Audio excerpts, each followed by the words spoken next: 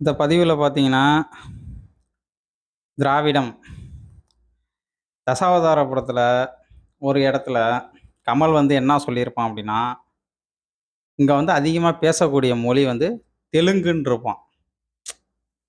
பார்த்தீங்கன்னாவே அது தெரியும். அது தெலுங்கு, பிராமின்ஸ் அவைங்க வந்துட்டு.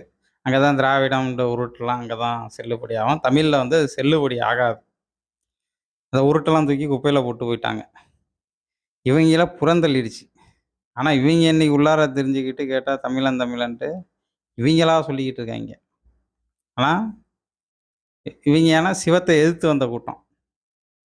அதனால இவைங்கள புறந்தள்ளிருச்சு. "வெளில போ" அப்படின்னு சொல்லிட்டு விரட்டி விட்டாச்சு. இவைங்க திரும்பி திரும்பி வந்து இவைங்களே தமிழன் தமிழன்னு சொல்லிட்டு ஏமாத்திக்கிட்டு இருக்காய்ங்க மக்கள.